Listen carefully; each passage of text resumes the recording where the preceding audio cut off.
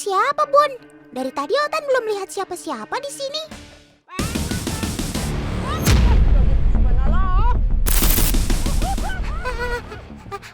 Astaga, makhluk apa itu? Apakah itu siluman ikan? Hei, siapa kamu? Wah, ada monster air tawar. Awas, Bun, jangan mendekat. Loh, Otan makin khawatir kok Bunda makin berani. Ikan ini gede dan serem banget loh, Bun. Gak mau main sama ikan terapi aja. Susah banget, kapan mau dipegang? Mendingan Bunda yang turun aja, yuk kita renang di bawah. Astaga, Bunda mau berenang di kolam yang isinya monster itu. Sebentar. Otan pastikan dulu ya keamanan di bawah air sana. Paman, bantu Otan cek ombak ya. Walah, setelah Otan telaah lebih dekat, Otan tahu siapa ikan raksasa ini. Namanya Arapaima. Ih, seperti ikan purba ya. Jika teman di rumah asing dengan rupa ikan ini wajar kok, sebab Arapaima berasal dari perairan tropis Amerika Selatan. Dan ia terkenal sebagai ikan predator, alias pemangsa air tawar. Salut. Gak semua orang punya nyali seperti Bunda loh yang berani berenang dengan Arapaima. Peng, Kapeng, di mana kamu? Duh, sedikit lagi kena tuh, Bun. Ayo kejar Kapeng lagi.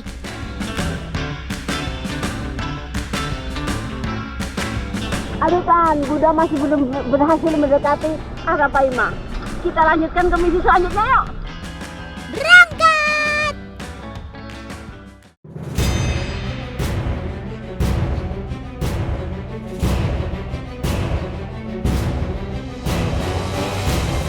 Bunda siap? Siap, oke. Loh, Bunda mau kemana? Nanti Tan, kita lagi kondisi darurat. Ayo Mas, cepetan. Aduh, ini ada apa sih? Kenapa suasananya semakin gawat darurat?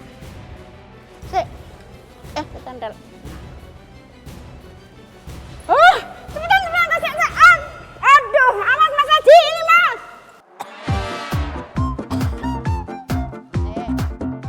Jadi Tan, kondisi darurat yang Bunda maksud tadi adalah mau mengevakuasi salah satu dari ikan Arapaima gigas ini yang lagi sakit. Lalu kenapa pakai pelampung, Bun? Nah, jadi fungsi pelampung ini untuk melindungi diri kita dari loncatan ikan Arapaima gigas ini.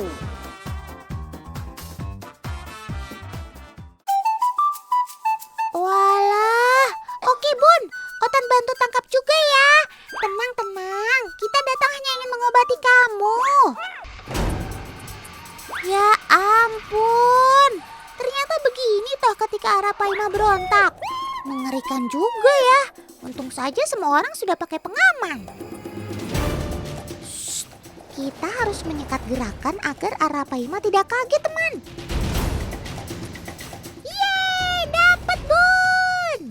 Saat Arapaima berhasil masuk jaring, harus segera kita gulung seperti ini teman, agar tidak memberi ruang untuk ikan bergerak. Sebab kibasan tubuh Arapaima sangat kuat dan bisa mencederai tubuhnya sendiri. Mas, kenapa ini harus dipisahin? Ini karena terkena parasit jenis Lernea. Oh, terus? Terus harus dipindahkan biar nggak menular sama yang lain. Oke, cepat kita amankan, kita evakuasi. Pemindahan Arapaima menggunakan jaring dilakukan karena jarak kolam karantina tidak terlalu jauh ya, hanya beberapa puluh meter saja. Sebab ikan air tawar ini memiliki kantung renang seperti paru-paru yang dapat bernafas dalam kondisi minim air. Bahkan menurut beberapa sumber, kemampuannya tanpa air dapat bertahan hingga 24 jam loh. Yeay! Akhirnya kita berhasil memindahkan Arapaima yang sakit. Jangan sedih ya, Sob. Ini demi kesehatan kamu dan teman-teman lainnya. Meski memiliki kulit yang tebal dan keras, namun bukan berarti Arapaima jarang terkena penyakit kulit. Sama seperti ikan lainnya, Arapaima rentan terkena jamur, bahkan kutu kulit.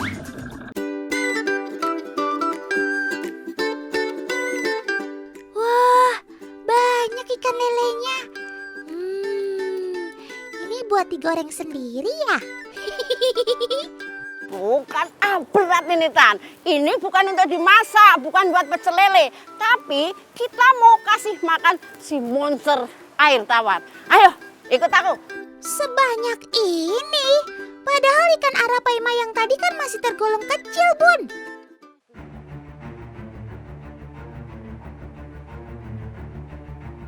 Hah? Ini jauh lebih besar dari Arapaima yang tadi loh. Dan jumlahnya lebih banyak. Ih, merinding. Tapi tahukah teman, meski bertubuh besar dan rakus, pemangsa ikan ini nggak punya gigi loh. Yaps, ia hanya mengandalkan mulut besarnya dan menghisap makanan yang ada di depan mata dengan kuat. Sedangkan untuk menghancurkan makanan dengan mulut, Arpam mengandalkan lidah bertulang hingga bisa menghancurkan mangsa mereka di langit-langit mulut. Keunikan ini membuat Arpam dijuluki sebagai ikan bonitong.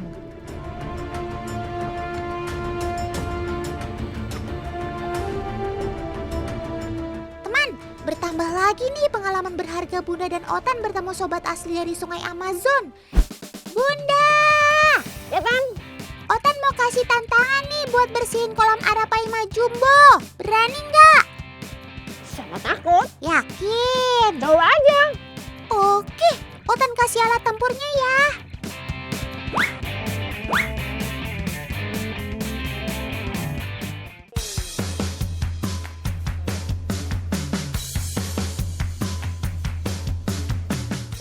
Wih. Canggih, Bun. Kayaknya Bunda semakin menyatu dengan Arapaima ya. Tan, kalau cuma membersih kolam Arapaima gas ini mah kecil, gampang. Kelihatannya serem ya, berada di belasan ikan tawar raksasa terbesar di dunia. Uniknya, ikan Arapaima gigas ini bersahabat dengan manusia. Faktanya, tidak ada manusia diserang dan dimakan oleh ikan raksasa terbesar di dunia ini. Berani nggak Tan? Ayo ikutan. Nah, ini dia teman, gonjang-ganjing berita Arapaima yang berbahaya untuk manusia. Ikan yang dilindungi ini dilarang hidup berkembang biak di perairan Indonesia karena menjadi ancaman dan bahaya bagi sumber daya ikan lainnya. Sedangkan kasus Arpam menyerang manusia hingga memakan korban pun belum ditemukan. Yuk, lanjut sikat-sikat sampai kinclong. Masa sih untuk membersihkan kolam sebesar ini dengan belasan ikan gede-gede banget seperti ini butuh waktu berapa lama? Ini kurang lebih 2 jam. 2 jam. Membutuhkan tenaga 4 orang. Cukup 4 orang? Ya Allah, itu membersihkannya itu berapa bulan sekali atau berapa minggu sekali? Kalau di sini setiap 2 minggu sekali itu harus dibersihkan, dikuras.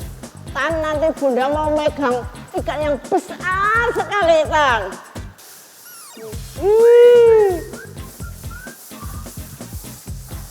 Nih, Tan. Keren banget, Tan. Besar sekali, Tan, ya Allah.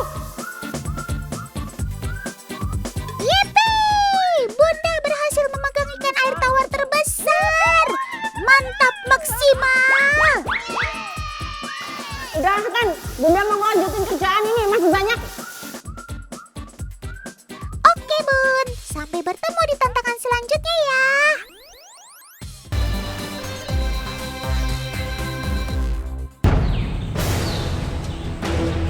Ya tuh,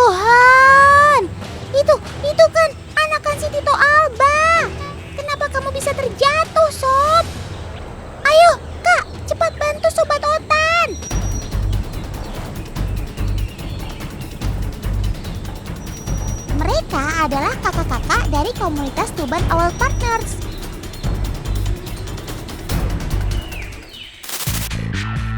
Burung hantu jenis Tito Alba ini banyak dimanfaatkan warga Tuban, Jawa Timur. Tenang, bukan sekedar dimanfaatkan atau dieksploitasi ya. Burung hantu memang termasuk hewan dilindungi. Pemerintah melarang burung pemburu ini untuk dipelihara. Sangkar kecil yang terletak di atas sawah adalah rumah mereka. Bisa dibilang ini adalah rumah subsidi dari masyarakat. Sebagai gantinya, mereka membantu menangkap hama di sawah mereka, si tikus sawah.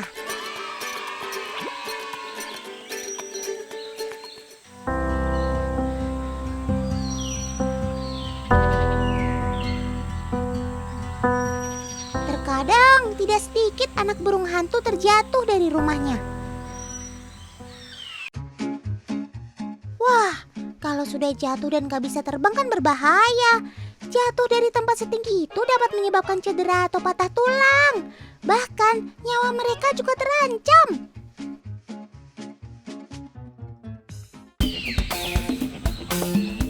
Tapi untung saja ada orang-orang baik seperti kakak-kakak ini yang bantu menolong. Mereka merawatnya hingga sembuh dengan penuh kasih sayang. Phew, syukurlah. Semoga saja anak Tito Alba lainnya juga bernasib sama sepertimu.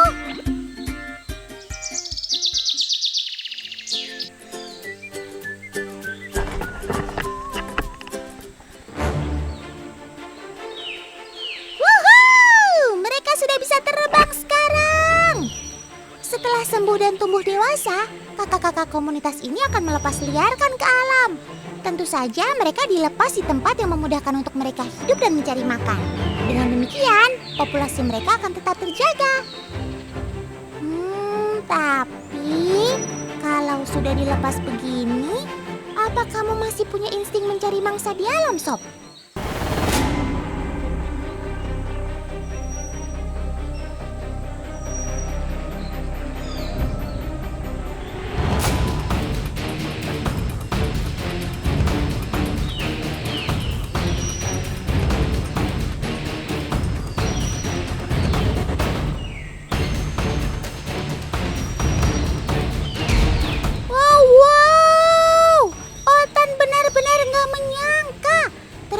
Kamu keren banget, Sob.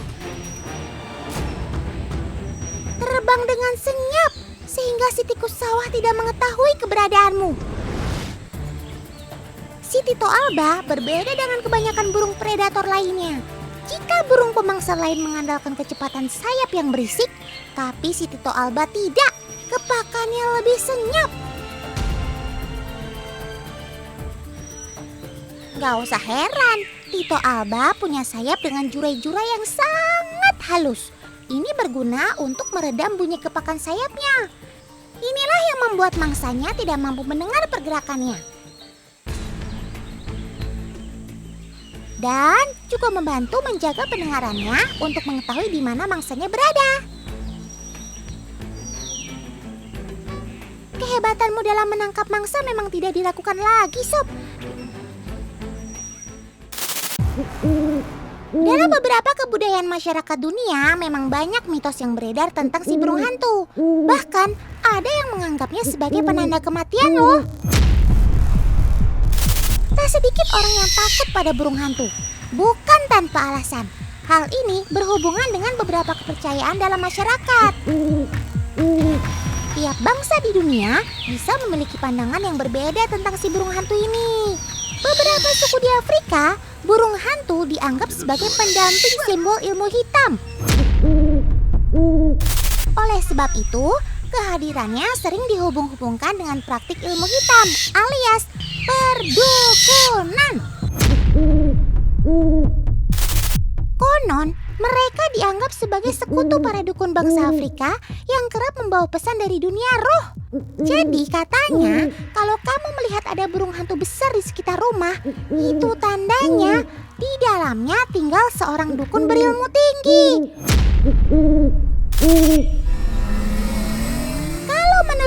Timun Jawa lain lagi. Di Jawa Timur, mereka disebut burung dares. Jika ada burung hantu hinggap di rumah seseorang, tandanya seseorang dalam rumah tersebut akan segera meninggal dunia. Burung dares yang terbang mengitari wilayah pemukiman juga jadi pertanda kalau akan ada kematian di antara orang yang tinggal di sana. Dan ada lagi nih, apabila seseorang menirukan suaranya tapi tidak ada sahutan, ini juga pertanda orang tersebut akan kehilangan nyawanya. Ih, serem. Kalau Otan sih nggak percaya hal begini sih. Habis, tidak dapat dibuktikan secara ilmiah sih.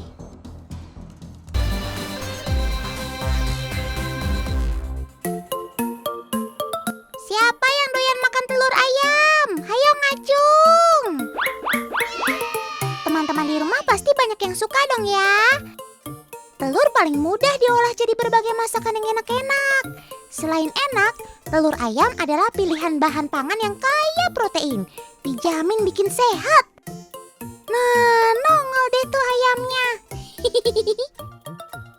Tapi ada yang tahu nggak ini ayam jenis apa?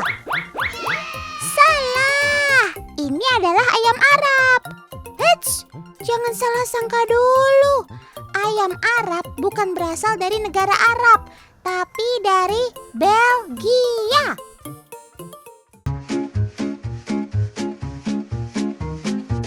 Konon asal-usul disebut ayam Arab karena ada seseorang yang membawa telur ayam ini ke Indonesia setelah menunaikan ibadah haji. Dan warna putih di kepala hingga leher ayam Arab terlihat seperti sedang memakai kerudung. Ada-ada aja. Kalau menurut teman di rumah mirip nggak nih?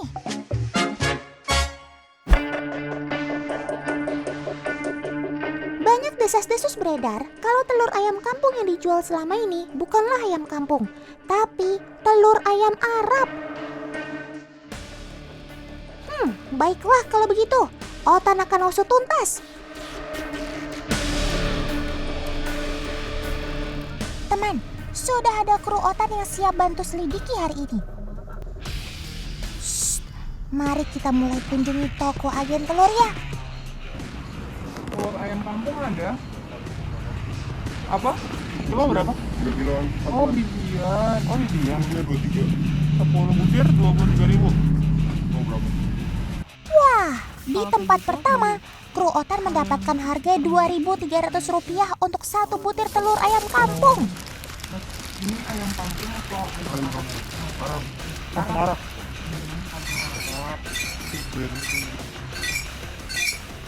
Emang bedanya apa sih, Mas? Bukan sama aja? Berapa? 2.000 aja. Kalau ayam kampung itu yang dia memang biasanya kalau di kampung dua. Nah, hasil investigasi di tempat pertama valid, menyatakan telur ayam Arab, teman. Si paman bilang penjual ayam kampung hanya ada di kampung. Oke, Otan akan usut apakah masih ada penjual ayam kampung di kota. Mari kita lanjut ke tempat yang kedua ya, teman. Telur ayam Arab atau ayam kampung? Oh, ini mah kampung ya? Hasil dari investigasi kedua, ternyata warung ini mengklaim telur yang ia jual bukan telur ayam Arab.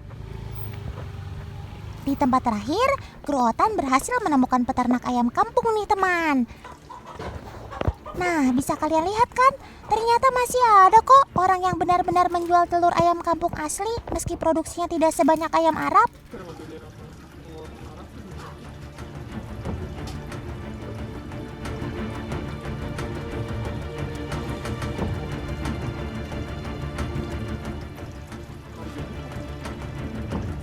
Dan kru Otan mendapatkan harga Rp5.000 per butir telur ayam. Padahal paman yang tadi menjual Rp2.300 per butir.